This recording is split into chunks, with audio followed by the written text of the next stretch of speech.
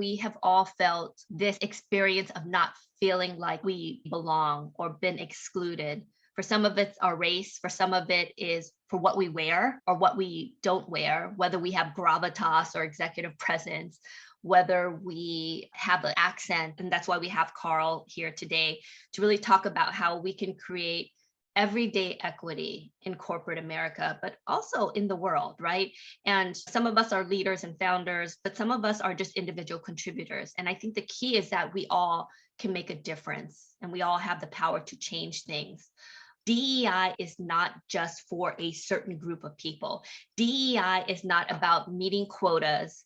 There's this misconception that assumes that DEI is about hiring a certain number of people from different backgrounds, and that is just not the case. DEI is for everyone. DEI goes beyond quotas, and what it really is about creating a culture that values and supports people from diverse backgrounds. It's about making everyone feel welcome regardless of their status in life, their gender, their race, abilities, sexual orientation, and the list goes on. And it's not just a trend or buzzword. It's not just a nice to have.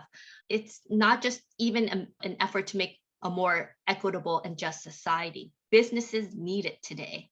DEI is not just a moral imperative, but it's also good for business. It's a strategic advantage for companies. And by promoting DE&I, we can create a more inclusive, productive, and prosperous community. So that's why I'm so excited to introduce today's guest, Carl Desir. Carl believes that we all have more agency than we can ever imagine. Whether he's hosting a podcast, coaching a client, or focusing on organizational transformation, his belief is always front and center. With this belief, he founded the Boom List in 2018 to celebrate and highlight creative thinkers of color across various industries. He is currently the head coach of Homecoming Coaching. Most recently, he served as a director of inclusion strategy at Netflix, where he worked with leaders across marketing, publicity, communications, and awards, coaching them to help business leaders move into alignment with who they are. He is a graduate of Harvard University with a degree in economics. Hey, Carl, thanks for being here. Of course, thanks for having me. I'm excited to be here.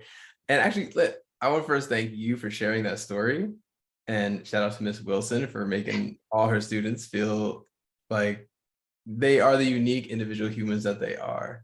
So I'm very happy to be here, excited for this conversation. Thank you everyone for joining to be part of it. And think about how different our world would be if we had a Miss Wilson in all of our companies and all of our schools, right? It's just, it makes me think, because she literally changed my world, but she not just changed my world, she changed everyone she touched. And then we all become like vessels to make change, right? And I think that's important because when we talk about everyday equity, and it's not just the person in your organization who has a title with DEI in it, we all have an opportunity to make that sort of Miss Wilson impact in somebody's life by something we might not even realize we're doing, right? But if we think about, I wrote this down as you're talking, as DEI is not something that we do, but it's the way we live, right? So we live this kind of embrace this kind of DEI philosophy, right? And then it becomes a little less, what's the word I'm looking for? I'm drawing a blank, but overwhelming in how to approach it. It just becomes part of our everyday. I think there's this misconception that, I'm not a DEI practitioner. I'm not in a leadership position. I'm maybe an individual contributor. And I just recently did a keynote with Mita Malik, my good friend Mita, and she's releasing a book, 13 Myths on DEI, that's coming out, which is amazing. But one of the things she discussed was that change happens on your dining room table. It's not just about what we do once we get to work, right? It starts with, who are your friends, right? Do you have diversity in terms of your friendships and the connections you make? And she quoted a stat, which is like breaking down how many white men and what their social circle was, and it was very like homogenous, right? And same thing with African American community as well. I don't know about the other stats for other races or religions, but like we tend to congregate and not make connections with people who are a little bit different than us. And if you don't have that at home, how do you bring that diversity and experience, a diversity of connections into the workforce, right? So Mhm. you've worked in various DEI roles at different Well, organizations. man, can I just before you get into Yeah, that question, sure. I saw David said in the chat on Zoom, hopefully DEI comes naturally to us. And yes, that is the hope, right? And what you just mentioned and what I've seen is that I was going to save this as that last little thing, but DEI is evolutionary, right? If you look at based on what you just said, we actually have to work in some cases to get a mix of people, gender, whatever it is in our sphere. I was doing a workshop for an organization recently, and there's called diversity beads exercise that I did with them, where you list the questions and you put beads that represent different races. That we did race here, but you can do gender as well. And you start to see people who are like, as much as they believed in DEI more, when they look at how they grew up.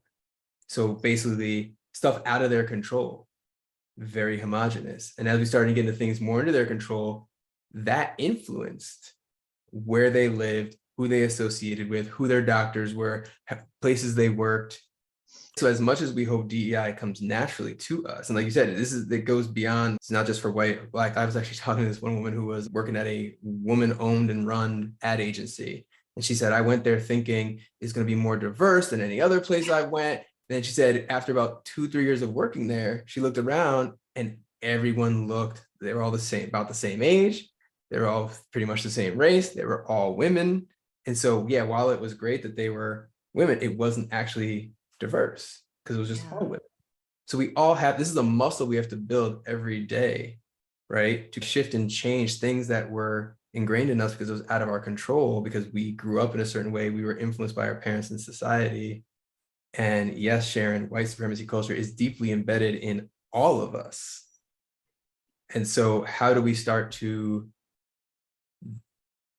break that down in ourselves, right? So we're sitting at the dinner table and something is said or something is done, we can question it. Because we can do all the DI work that we can at work. When we show up at home, if we're still perpetuating those same kind of beliefs, how much are we really pushing the needle at work if we actually believe that and embody that at home? Yeah, one of my beliefs is that racism doesn't do well with proximity. So I was watching this documentary about this young man that used to be in the KKK. He was born and raised in the KKK. And he said that his perceptions changed once he made friends with Mm-hmm. this Black man from the South. And he was like, oh, this is a good guy.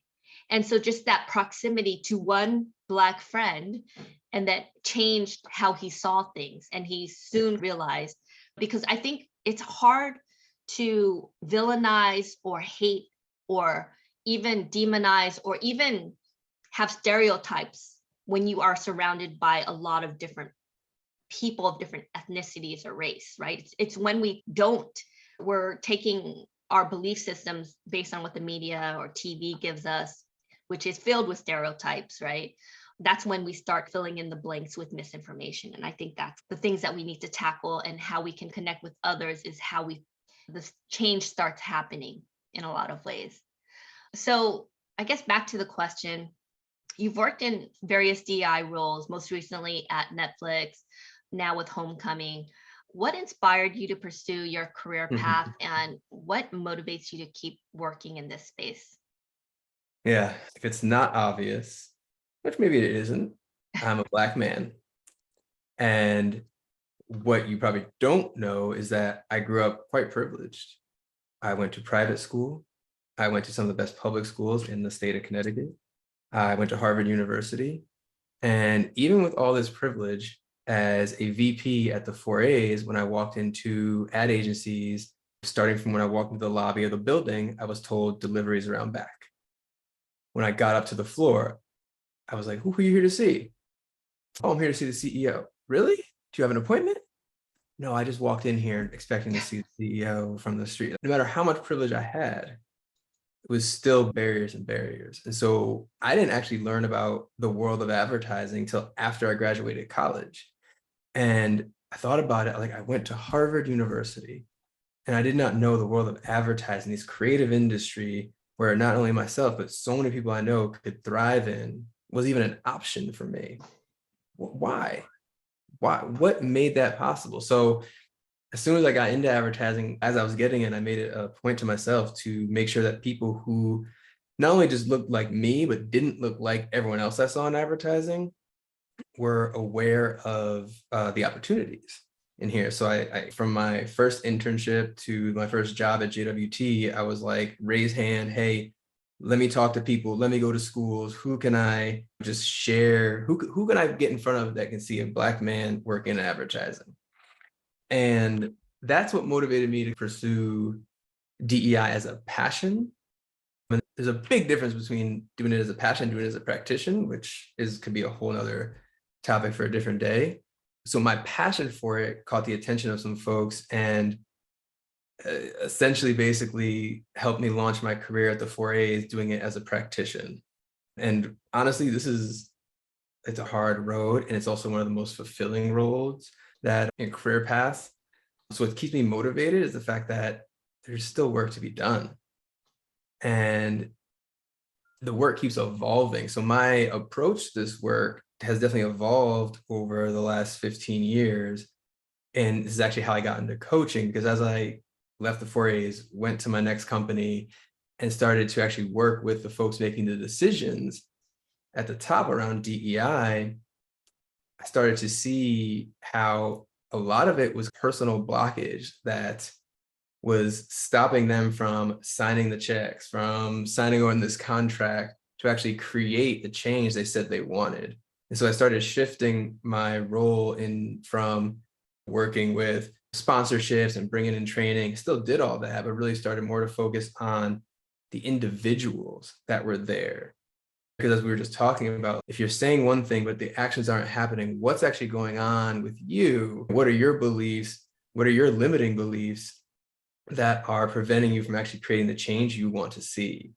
And then that got me, it's another story for another day, but I got into the coaching and trying to mix the two worlds of the DEI and the coaching from there. And honestly, that's how I got in there. And that's also what keeps me motivated because I have a 10-year-old daughter and she's growing up in a very different world than I did. And there's still, as we all know, a lot more work to do. Yeah. So you've been doing this for over a decade now. Can you provide some examples of successful DEI initiatives that you've implemented in organizations and what made them successful? Because I think that I think it's powerful when you see it in action, right? I always chuckle at this question because first off, the idea of success is different in every place because every company is on a different spot in their D&I journey, right? And also, I've seen this happen, like what worked in company X might not work in company Y. So if we start with the definition of success, that really a person comes from where is that company? So the initiatives that have the most success are rooted in actually the truth of where that company is, what they need to do, and what's actually what they're able to do at the time. If you're in a small company of 5 to 10, you're going to do so much compared to a company that has 10,000 people or more in it, right? And also, what is success in that moment versus long-term success, right? These are the questions we have to ask to make sure the initiatives, because I worked at the 4A's and I ran MAPE, the Multicultural Advertising Intern Program, an amazing program that pipelines hundreds of young, hungry people of color into advertising. As an agency, just saying, all right, I'm going to do MAPE and think that's going to be successful in solving all your DEI issues. No, MAPE can only do so much. Each initiative can only do so much. So really, it's about I think one example is one company helped really evolve their employee resource groups, right? And really make them business resource groups. That's where they were at the time, right? But what we had to do with that was actually understand what an employee resource group was, what we wanted out of a business resource group, really get into, and what was actually capable within the limitations of that company. And so I could give examples of things that worked at that time in that space. But really the idea of success is a question you need to ask yourself and your company. Like, what works for me now? What am I capable to do now? And who can I get to help me now? Before everyone got on, I was chatting with Carl and the checklist. I think that was a good example. You want to talk about that? Yeah, I can talk about that. Yeah, so the checklist is a good example. I'll talk about that because I think what is necessary to be successful is understanding what steps to take. So for instance, back in 2020, after the murder of George Floyd in the advertising industry, one organization put forth a checklist of maybe, I think it was like 12, 15 things that companies could do. A lot of companies took that and ran with it like it was the solution. And what we're finding now is that after doing most of those things, all of those things, it's not having the impact they wanted because it only scratched the surface. So if you think about the steps you could take to really understand where you need to begin and what success could look like and what initiatives you need to take on, what is an IND statement? What does IND, DEI mean to you? What statement actually feels true to your company for where you're at now? And around that statement, build a strategy, right? A true strategy that isn't just about a performative, surface level, we need to make a public statement, but actually that will create change, and then develop that action plan that can actually work in your company based on where you're at. Because that checklist is great if you actually know why and what you're doing it for. And it's still only the beginning, right? Because we talk about DEI is a way of life, right? Not just something you do. That checklist is the things you do. But if you don't embody that truly, then how can you actually create real change? And then the last thing I'll say on that is, and maybe you might be asking this question, Lynn, so I'll just touch on it. I have a love, I don't want to call it hate, but it's not hate, but I have a love dislike relationship with data around DEI. It's so necessary, but it's often manipulated. Yeah. So I'm going to say it is definitely needs to be measured so leadership can be held accountable, but also there needs to be guardrails around that. The whole stat behind a lot of companies with backlash to Fortune 100 companies, not including the race breakdown of its staff in their yearly report. And so it's that whole notion of Peter Drucker, what gets measured gets done. And if you don't know where you're at, or if you're not tracking it, how can you change it? But then I guess to your point is that make sure you're tracking the right data points and that it's not manipulated to. Yeah, data is just that, data, zeros and ones, right? How we interpret it really determines what we present on the surface, right? Because a lot of those companies, and I've seen it happen, they might actually have the data. But what happens is they're too scared to admit, they're too scared to put it out in the open how bad it is, right? Companies are data driven. They have data on everything. We think they don't have data on diversity. They have it. Smaller companies might not, right? Larger companies have it. And that was what actually happened back in 2020. There was a call for people to actually put forth that data. And that's where the whole, like the perception of it, the manipulation of it comes into play, because I have seen it. Companies were like, yes, look, we are 30% diverse. Then if you dig a little deeper, where is that diversity? Oh, it's in the service, it's in the cleaning staff, it's in the operations jobs. It's not in the client facing, it's not in the decision making. But we're presenting it as we're 30% diverse. Yeah. When actually those decision-making roles, those client-facing roles, those creative advertising, so those creative roles that actually produce the work are not. Yeah, and if you think about even on the creative space, who's making the advertisement that our children are going to see? Whether it's representation or not. And we see the world in the lens of our experience. Yeah. And that's where the idea of, I think, this kind of everyday equity comes in and how everyone has a role. So I often got asked, especially over the years, I'm just a junior designer. What can I do that actually will make an impact? And I had a great conversation with a Maple alum about this a few years ago. So if I'm a junior designer and I'm the one who is taking an ad to make a hand holding a cup, what is this hand going to look like? That's my impact right there. What is this hand going to look like? Is it going to look, is it white, manicured this, or is it going to be a different shade of color? Is it going to look like it's a male hand and has fingernail polish on it? That's my opportunity to inject some equity, some diversity, to create a change there. And I'm just a junior designer. And every single position in the company has that opportunity. And it's understanding, what is that for me that can actually make that happen, right? Because you don't have to be a decision maker at the top. Yeah, you should be and making those changes. You don't only have to be, right? And then you said, Yeah. I don't have a leadership role. What is a leadership role? What's a leader in the company? Is it just a title? Is it someone who runs an ERG? Is it someone who actually can sign as a manager? Mm. The idea of leader takes many forms. Yeah. And I love the fact that you mentioned that you don't have to have DEI in your title.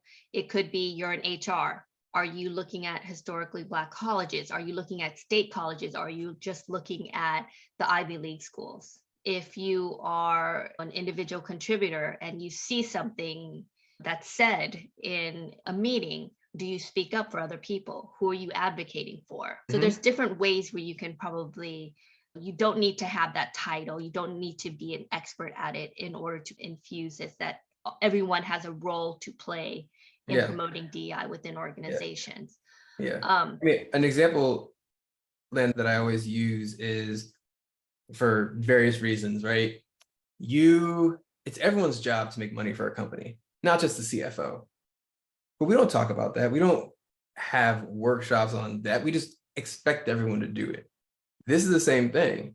I've seen companies who got rid of their head of DEI because they were like, what's everyone's responsibility? And then no one knows what to do because nobody, again, has been taught, has made an effort, has really made this part of their day to day. We all can do it. We need the help to do it, right? There should be someone in charge, like a CFO, right? Head of diversity, but it's not only the CFO's job to make money for the company. Like, it's not only the head of diversity, equity, inclusion to make the company more diverse. And if we start to not only take the approach that, yes, it's everyone's responsibility, but we're all accountable for it as well, then it starts to slowly shift. what do you think some of the biggest challenges organizations facing when it comes to building a more inclusive workplace, and how can these be overcome? Such a big question.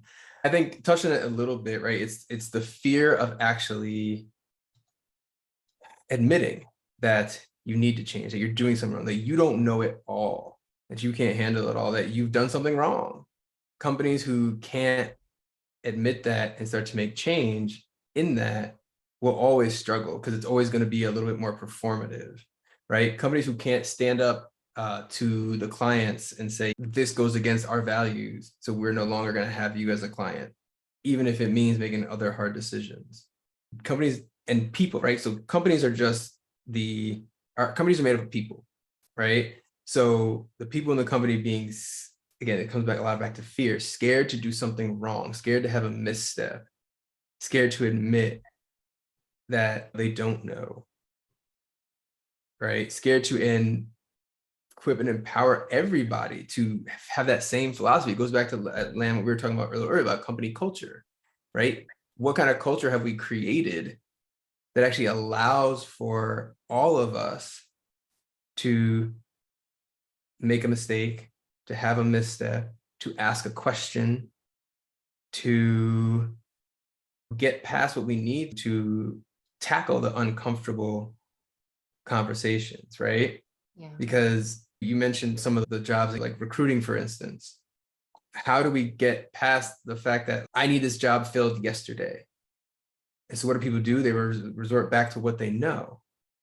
And that's looking for someone who looks like me, who fit this job before, this, that, whatever, versus actually being able to take the time to not just go visit different schools, different places, but build relationships, understand what those communities need. Because if you think about not just changing behavior, but changing policies, takes time. And it takes a really brave people and companies to admit that what we have been doing, even though we might have been successful, is actually not working for actually where we want to go in the future. Yeah. So one of the challenges when I talk to leaders and just people trying to implement change within organizations is that many organizations, when they're trying to implement DEI, one of the issues they find is that the conversations can sometimes get contentious, Mhm. uncomfortable. How do we create a culture where everyone feels comfortable having these tough, difficult conversations? And I'll give you two examples. I recently spoke with Mita, and she gave this example of they were implementing an unconscious bias training. And one of the senior leaders, who's a white male, spoke up, and he was basically saying, this is BS. Just because I'm a white male doesn't mean that I grew up poor. I grew up in a single family. I had hardships. Just because I'm a white male doesn't mean I come from a privileged background. So that was one story. The other one was I used to be the general manager of See Her, which is the gender equality initiative for the advertising industry. And whenever I would come and present, I would always see some like discomfort in the room. And one of the things I'd always open up with is men aren't the enemy. This conversation is not by villainizing anyone.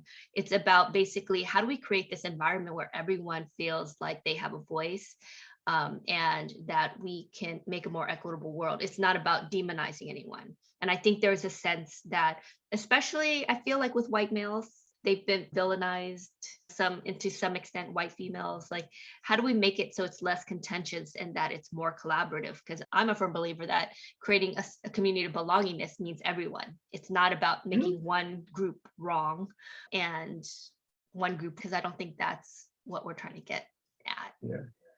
This is all right. Let's just be real. Yes, we don't want to villainize, but we have to admit that some people have done some villainous stuff, right? That person you were talking about before who's like, I grew up poor and this, but that doesn't exclude actually your privilege from being a white male. There's a lot, again, this goes back, there's a lot of just owning and accepting the fact that because of the skin color you have and the gender you associate with, you have privilege no matter what your socioeconomic status is, no matter anything else, you have you have privilege. And recognizing the history of the fact that, yeah, people who look like you and probably yourself, even yourself, maybe you haven't done as villainous, but there's some villainous stuff in there. And if we can't sit there and acknowledge that as a beginning, because what I heard in that story you said was a lot of defensiveness. If we're going to come defensive, why even come? Why even start having? We can't force anyone who doesn't want to believe this Yeah. So to. we're essentially saying, we're not saying that you don't have struggles, that you haven't had Yeah. hardships. It's just that race hasn't been the one criteria where you've been discriminated against. That Yeah. wasn't. If that man and I walked into a building together, he automatically has more privilege than I do. No matter where we are, no matter what we're doing, sometimes no matter how we're dressed. I could be in a suit and tie, and someone will look and go to him first if he's in sweatpants and a sweatshirt. And that's real. There's some real Yeah. stuff that we don't want to admit.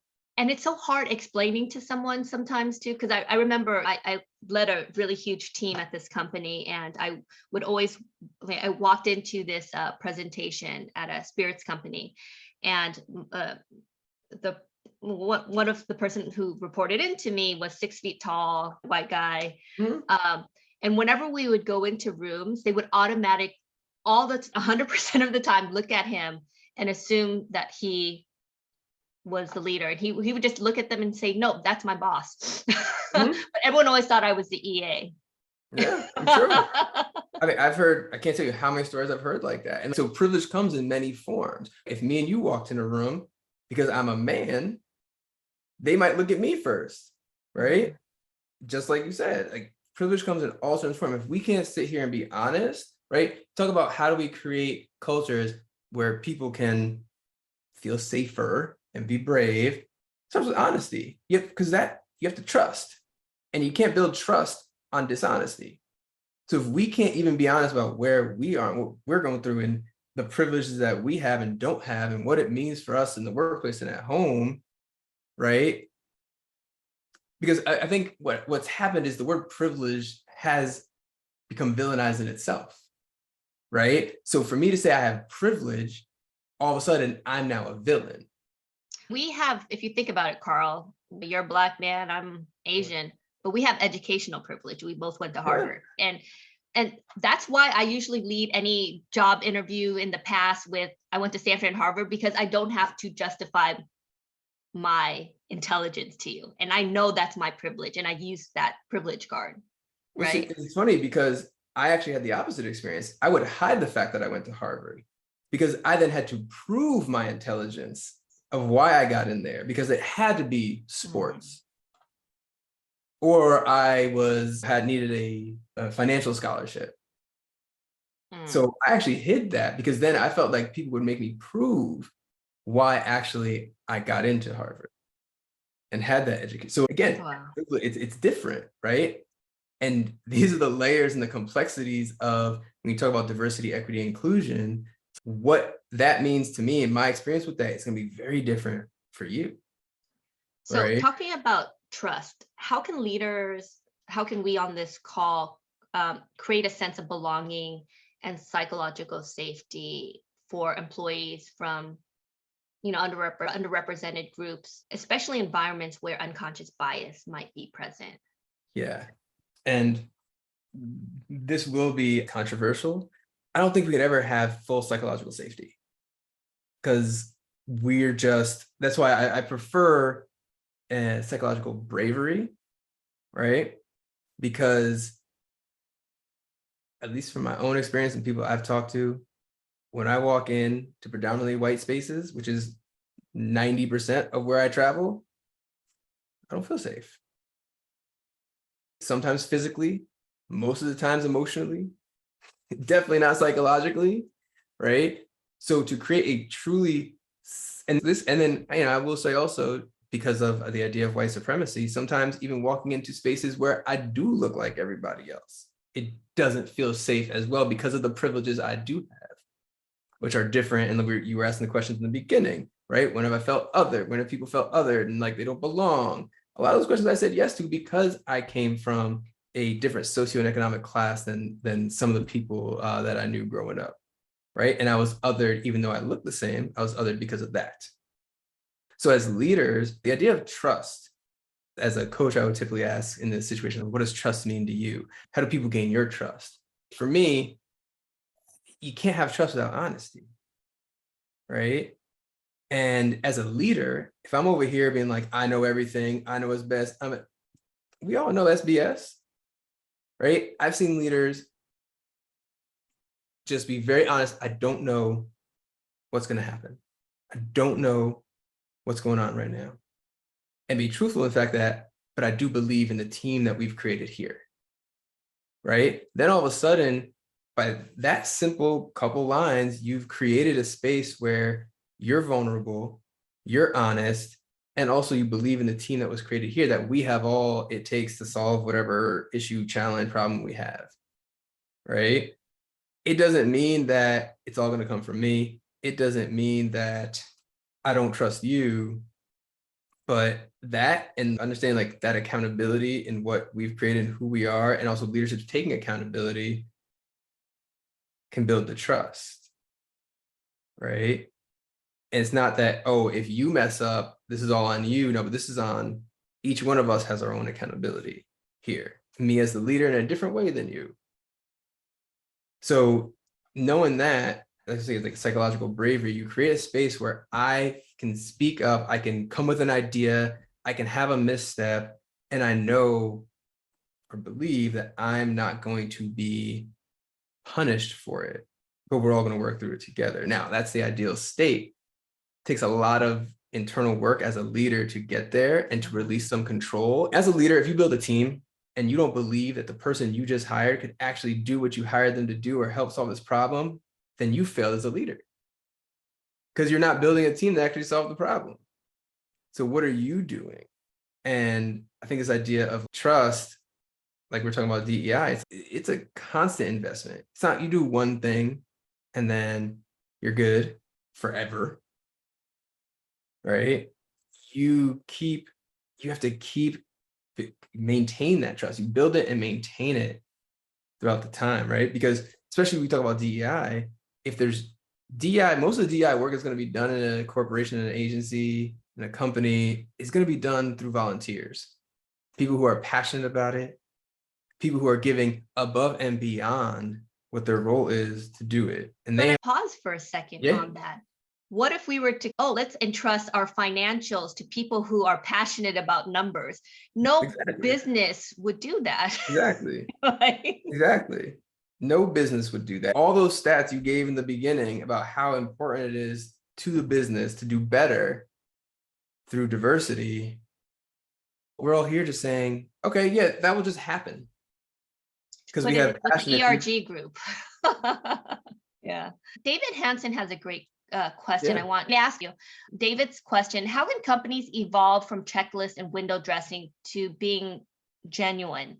The companies that need it the most probably aren't interested in actually changing. I think you hit it right there.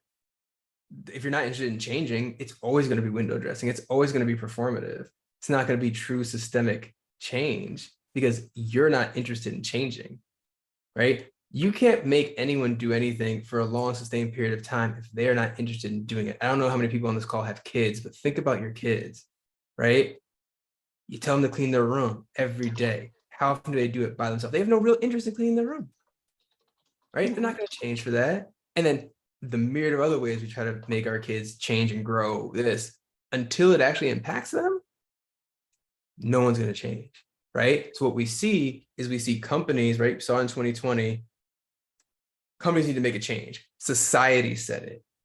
So what did they do? They're like, okay, how do we appease society? We have a little black box on Twitter and Instagram.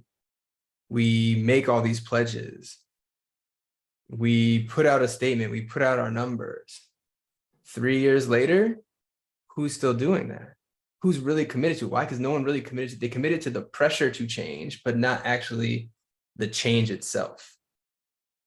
Right. And honestly, it's tiring to keep putting pressure on people to change. They're going to have to want. This is why, honestly, Lan, this is why I have such a coach approach to this work, is because I saw that no matter how much people said in out loud that they wanted this change, they actually, not only did they maybe not want to, they didn't know how to do it. They needed help figuring that out. So David, to answer your question, is if they don't want to change, it's not going to happen. They're going to continue doing performative stuff. So how do we get people to change? We get them to, it's a long game. It's a lot of work. It's hard work to change mindsets, change behaviors.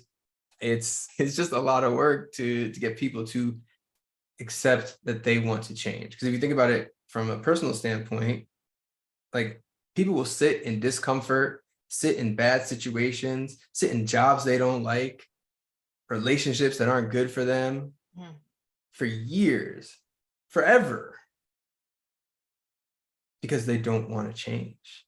I love that. Change is uncomfortable. Yeah. It doesn't have to be hard, but it's uncomfortable. And we as humans, we move towards comfort. And so if change is uncomfortable, we're automatically going to not want to change. And some people are still trying to go back to the way things were because that's more comfortable than trying to change and move forward with how we work, how we live, how we are in relation with people.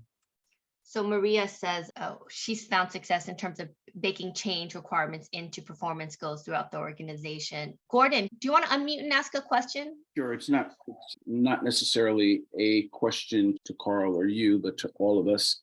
And I'll preface the question. First, I want to say thank you for this and thank you, Carl. I actually done a lot of this work and the work is ongoing, obviously. The preface to the question is, where is there not diversity? Even if you're biological twins and you have the same thoughts, you have them at different intervals. And since we're an amalgam we have to recognize from a business standpoint, the business imperative of implementing the type of diversity, equity, inclusion that helps spur growth and ensures employee retention. So the question that I would ask everyone here, it's not rhetorical, but specifically to individuals who do not consider themselves persons of color. Just a show of hands, if you choose to participate, how many of you have Black friends or friends who are people of color? Okay, guess what? If they were your friends, you wouldn't refer to them as Black. Oh. No, you would think of your friends, and how many of them do you say that that you put either their ethnicity, their race in front of friend? And this is something that we have, this just reading how to be an anti-racist, any of those things, the work doesn't stop there. And the real work is when you're in environments where you're comfortable. And then how willing are you to have those challenging conversations about the inequities that you see? Yeah. Love that. That's a Thank you great so point. much, Gordon. Yeah. We're almost up to time. Thank you so much for today, Carl. That was so powerful. How can we find you? How can we support whatever you're doing? And I think I emailed everyone with everyone's all your links, but how can we find you? How can we help? Yeah, those are the best ways to find me. My links, my coaching website, homecomingcoaching.com. I'm on LinkedIn. So yeah, those are the best places to find me and connect. Okay, awesome. Big round of applause for Carl. Woohoo! Thank you. Thank you, Thank you. Carl. It Really was a appreciate pleasure. it. This was so powerful. Thank you so much for everyone joining us today.